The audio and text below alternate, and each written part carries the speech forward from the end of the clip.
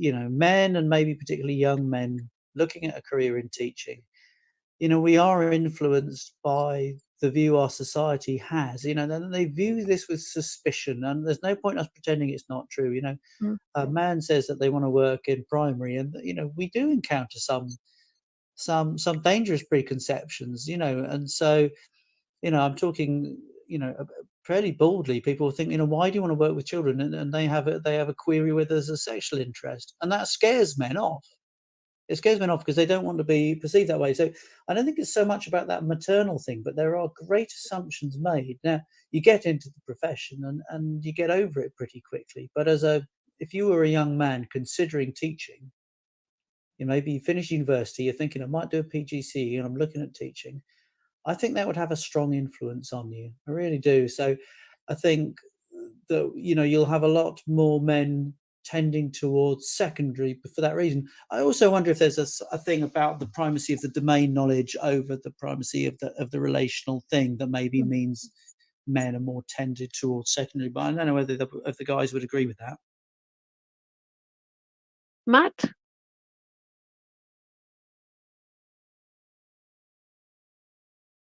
You have been all the way through, really. I think society's view still needs changing, and it's the media that don't help it, unfortunately. I mean, all you have to do is Google men teaching in primary, and you'll get the standard stock photos that you see created by these websites, which don't represent at all what it looks like in a classroom, let alone what it looks like to have a male primary teacher. And then when you research and you look, that maybe articles have been written once a year by the Telegraph and the Times, and they're literally focusing on it once a year, that we need more males, and they don't really have the research that underpins it. It's not really validated in any way, and actually all they need to do is speak to males like ourselves, like the people on this call, and actually give first-hand experience to say, come in, experience it, and have a go. And actually the preconceptions, the media view, society's view, that will completely go as soon as you step in a classroom, male, female, whatever. Because I think also there's this understanding or thought out there that primary school is not a challenging job, because you've got to teach children to count to 10. You've got to teach them to spell their name, to write, to hold a pencil. Primary education is far, far more than that. And I think still in society, there's this perception that it is just that. And therefore it's not somewhere that is going to be stimulating for a young mind just leaving university, someone who wants to thrive and kind of learn themselves, when actually it's the complete opposite. And I've learned far more in a primary school classroom than I did in corporate life for five years in both. So I think those also, I think, are society's views that need to change. I think anyone who thinks that teaching young children, nursery reception kids to count, to write their names is easy, should have a go at it, trying to do it themselves. Absolutely, Yeah. absolutely. And maybe I'm wrong. I never considered secondary school, and maybe I'm wrong in that assumption. But that's kind of what I've seen. All right.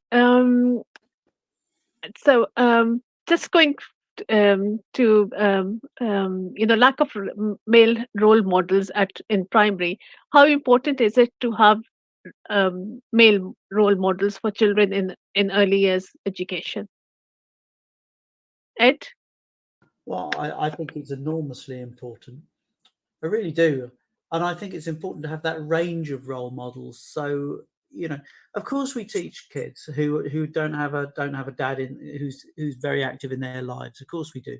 And I think we flatter ourselves a bit as primary school teachers, and maybe more in the early years, that we provide, a role model. But to me, you need this real range. So you need the sporty man, and you need the gentleman, and you need the gay man, and you need the bookie man, and you need to provide a whole range of role models. Just as is always going to be there in primary education with women. And I also think that taking it a little step further, that I don't think children look at me and think that that's what a man can be like. I don't think it's like that at all. I don't think it's role models in some demonstrative way. I just think it calls back at some point in later life. If you've mixed with a range of men, then you've got a range of models available, and that's not just for the young men; that's for the young women too. So I'm not much like your dad, and not much like your cousin, and not much like your brother, and not much like your uncle. Maybe maybe that, that doesn't mean I'm better. It just means men aren't one thing and women aren't one thing. And if you go through primary school from year R to year 6, you're definitely going to meet a range of women who are different in different ways. You might only meet one bloke, and that might limit your conception of masculinity, whether you're a young man or a young woman. So yeah, I think we got to have them. How we attract them, difficult to say. Any ideas how we can attract them, Mike or Matt, whoever wants to take this one? Well, I again completely agree with what Ed said around the role model thing, but to add a little bit to that, I mean, the role model one is it can be quite loaded, and some of the stuff that we've done over the last year, and we did do an article for Test last year. We didn't specifically refer to the role model thing, and I know that some of the comments afterwards had mentioned that about the role model, but what research that we had done, and we are teachers, not researchers, said that actually the role model thing can be a little bit off-putting for younger males, particularly if it's sort of aligned with this idea of almost being like a father figure or a father replacement for those children who don't have them. And exactly as Ed said, almost playing this one very type of masculine male, this someone who's very good at behavior management. I mean, that's very offensive to female staff who are equally adept at dealing with any sort of difficult behavior. So I think those sort of things, you have to be careful with the role model one. And what we've heard and read about says that the way forward in terms of promotion material and advertising the job to men should go along the lines of looking at just personal attributes. And again, exactly what Ed said, you can be any type of man, and that's absolutely fine. It's the personal attributes you bring to the job. What we're trying to do is say, when we put out lots of videos, every single video is a different type of man, and every single one of those men is doing a superb job, and they are modeling an adult for those children, a different type of adult who can be caring and has the ability to build relationships. But I'll let somebody else jump in at this point. Thank you for that. Ed, you recently tweeted that, and I think I'm quoting from your tweet: outside of the family, male teachers must have the biggest opportunity to educate boys and young men about toxic masculinity and specifically male violence. So, do we and should we start this in primary schools?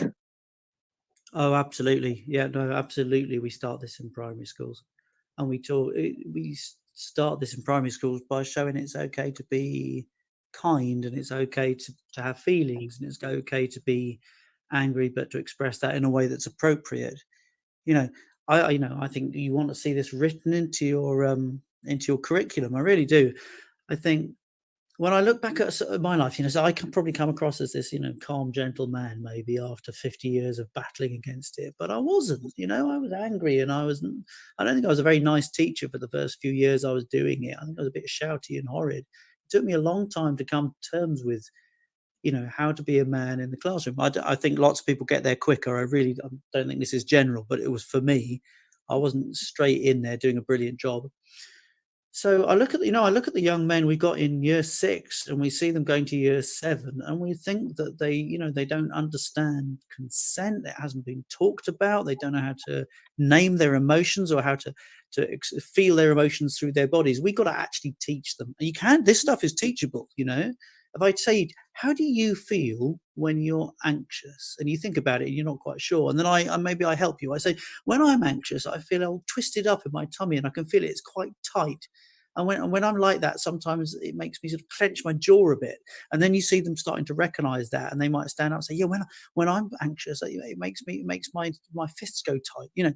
So we're teaching them how to recognize their emotions and then how to name their emotions. A lot of young men have got one name for their emotions, and that's angry. So if they're sad, they're angry, or if they're lonely, they're angry, or if they're anxious, they're angry. They don't have the vocabulary they need, and they haven't learned how to track it in their bodies. This stuff is teachable, and let's not do it for the young men. Let's do it for the young women. So when they're in year 8 and year 9, they're not putting up with the sort of behavior that Amanda Spielman was talking about yesterday. This stuff is teachable. We can do a better job. and this shouldn't be up to the women. This should be up to the men. It's our gender who's been doing this. So let's take some responsibility and step up, I say. Thank you. Anything to add to that, Mike or Matt? Fully agree with Eddie. You can't start Okay. it early enough. Sorry. Yeah, sorry, can't- no, go on. Sorry, Go on. Naureen.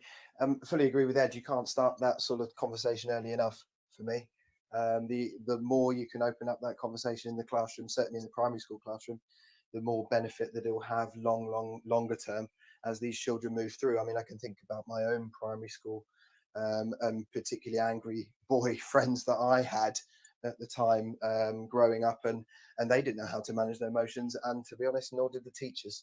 They weren't in a position to, for whatever reason, support those boys who were my friends at the time, and actually didn't deal with it particularly well. Whereas I think now, as Ed said, I think society has opened up. There's an appreciation. We need to do something about it. And actually, as teachers, whether female or male, we need to grab this opportunity to educate these young people about the way they should behave and the way they deal with their behavior and their feelings and their emotions, which are going to change over time, certainly as they move through primary school and into early years of secondary school. So for me, it can't start early enough, that conversation in primary school. Yeah, Thank I'm you. looking at a comment on the chain. So I've got Lesson Copy. Hello, Lesson Copy says, yes, I grew up with strong, silent, stoic heroes in movies, and I hindered my emotional communication.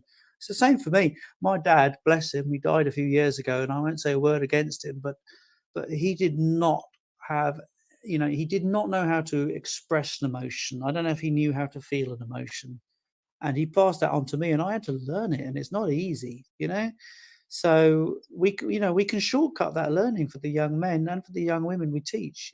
We can make things better. I think the arc of history on this one, at least, can bend towards kindness and justice, and we can do it. We can take responsibility as teachers. In fact, it's one of the primary responsibilities, I would say, for at primary age. We do it through our poetry, we do it through our literacy, we do it through PHSCE. We do it through how we choose to teach PE and how we choose to teach maths. Big responsibility. We need to take it. Absolutely. Can I add one more Talking thing about emotions.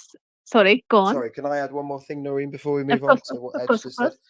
I think there's a teachable opportunity every single day along those lines. As Ed has already said, it comes up in so many different areas, but if we don't grasp it now, we're never going to. There's opportunities every single day. I mean, I can think off the top of my head now an opportunity I had today to talk about it, which we did, but I just think you've got to take those opportunities and look for them and use those as learning opportunities for men and for young boys and girls all the way through primary school. Yeah, that's what I was just going to tell you an anecdote. My brother, when he was really, really young, he was in primary, maybe year 1 or 2, and he was playing, fell down, hurt himself, started to cry, and somebody came up to him and said, "Boys don't cry." At that moment, obviously, I didn't think about it, but that has stuck with me. And thinking back now, I thought that was such a wrong message to give to my brother. That the boys don't cry. Of course, boys can cry and should cry if they want to. Absolutely. Those lessons we hear when we're very small, they cut really deep, So if you're standing up and singing a song and you're only in year 2 and somebody says, "Oh, we don't need to hear that voice. Why don't you mime instead?" Then you get adults who are my age who believe they can't sing, That's what it's really simple. You hear it once when you're tiny and it goes in deep, and it's very hard for us to retrieve that later. You've got to be mindful in what you say, surely. Just generally speaking about primary schools now, I think, Ed, you mentioned Ofsted. The Ofsted review into sexual abuse in schools and colleges was published recently and made, it was a hard read. Is there a danger that we may think that this is a secondary school problem and therefore not do anything to stop it happening in primary schools? Or are we quite open to the fact that these type of issues can happen at primary schools? Well, they can happen at primary school. Yeah, they can. They can happen at primary school. Generally, if you've got that sort of behaviour in a primary school, I would say normally it's from a child who is not developing in a normative way.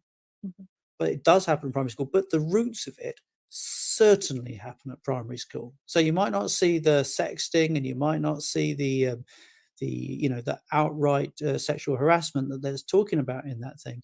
But when we talk about learning about consent, we can start that in year one. We can start that in year one. Is it all right if I touch you? Is it okay? Would you like a hug?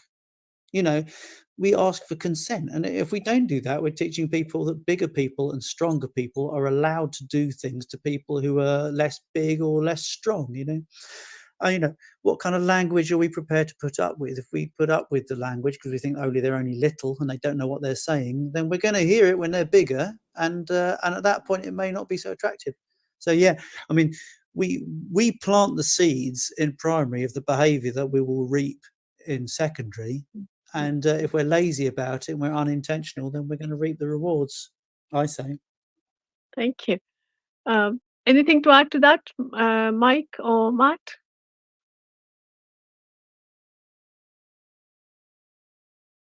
I think Ed Okay. summed it up perfectly. So talking about, again, going back to what we were discussing about not being enough men in primary, do you think we should set a gender diversity target? And would that help, or would that be not that useful?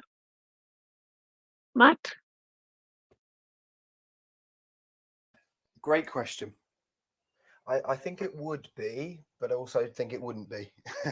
Okay. I think it would be helpful in the sense that, yes, it would give people focus, and it would raise possibly the profile and the agenda a little bit in terms of diversity, in terms of thinking specifically about male primary school teachers. However, we want male primary school teachers who want to be there. We want male primary school teachers who will be a positive influence. We don't just want to increase the number. We want to increase the number of positive teachers, full stop, whether they're male or female. But obviously we focus through the grassroots organisation we've created on male primary school teachers. I think it's getting the right people in ultimately, and giving them, for me, the opportunity to get into the classroom. A lot of people I met throughout my days at university would never have considered a primary school teaching position, but actually looking at it now, many of my close friends from university would be fabulous in the classroom, would be brilliant in the classroom, never came close to even thinking about it. And actually, I think for us, yes, if we had that target, it would focus minds, it would focus the right people's minds, hopefully. But actually, we've got to get the right people. We've got to get the right people in the right jobs, in the right schools for the children. Ultimately, that's what it comes down to. And for me, it's, yes, we need to increase that number, but it needs to be the right type of people, the people with the heart and the passion in the right place. Thank you. Ed, would you like to see a gender diversity target set for men in primary schools? Yeah, I'd like an aspiration to be expressed. I'd love to believe that by the time I'm finishing my career that we could see something a bit closer to a gender parity. I don't think we do that by gerrymandering the shortlisting of my recruitment, because I want the very best people in the classroom. But we could certainly look at how we're advertising it and how we're doing outreach. There's a job for the profession there. There's a job for initial teacher training institutions to look at how they're doing their outreach. There may be some imagination needed, but yeah, we can do better. But that, none of if there's, for the women listening, none of this is about thinking that men, should have any privilege on this.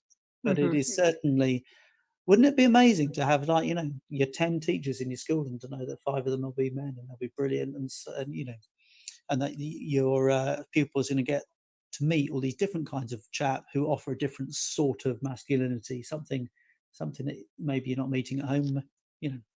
Yeah, strong aspiration, but we wouldn't do it by trying to force it in some fake way, I don't think. Yeah, it must watch out for it becoming just a tick box exercise and not appointing somebody who really wants to be there. Yeah. If I've got a brilliant female candidate and an okay male candidate, you know what? I'm going to go ahead and appoint that female. I'm sorry about that, chaps. I hope I'm not letting the gender down. But what I want is the very best for my children in my school. I want the best outcomes, and I have to pursue that. But I do know there's lots of men being wasted out there who could do such a fabulous job for us and maybe haven't considered it or maybe been scared off. So we've almost come to the end of before Mal has texted in. She said, "Man up, boys don't cry. these type of things teaches boys that their feelings aren't valid, and they learn to push down and dismiss them and block their emotions, leading to issues when they're older. That's so true, Mal. Absolutely spot on. So we've come to the end of the show. So a last sentence or two from each of you about any man who's listening in on the show, who's perhaps thinking that I want to go into teaching, but maybe I'm not very sure about going into primary. What would you say to them? Ed, I'll start with you. Yeah, okay. I would say, come along.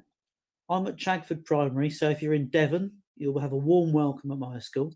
You can come along and you can spend a couple of days and you can see how it looks and how it feels. It might be very different to how you remember school, you know, and it might be that you can see something that you would like to get involved in.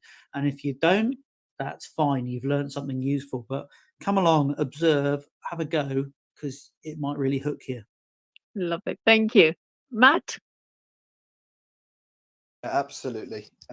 If you're thinking about it, don't even hesitate. Go for it. Definitely 100% go for it. But actually, don't just think about yourself. Think about, oh, is there anyone else that I know that may well be interested? And let's go as a pair. Let's go as a pair down to the local primary school. Let's speak to the head teacher and see if we can sort some work experience out and just get involved. Just get involved in whatever capacity you can. And you'll find that, do you know what? Once you're in, it's difficult to get out in a positive way. Lovely. Mike? Echo everything Ed and Matt have said. I just think it's such a varied job. I'm constantly doing so many different types of jobs. I don't love all of them, but that's life. But there's just so many things, so many areas within primary education you can get your teeth into. And the kids are absolutely fantastic at every single age range. I mean, I don't understand why you can't like it, but I mean, sometimes it's finding the right school for you, but you have to give it a go. And we would say, you know, contact us on Twitter as well via our DMs, and we'd be happy to put any young person in touch with anybody if they want to give it a go. Thank you.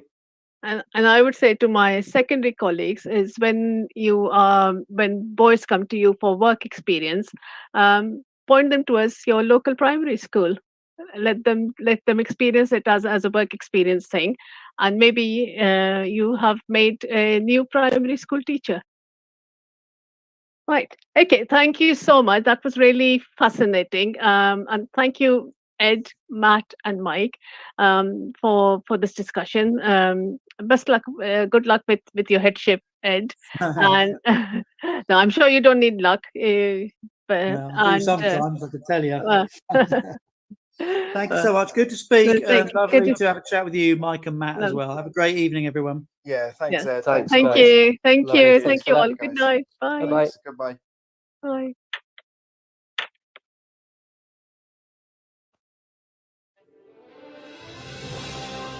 You've been listening to Teachers Talk Radio.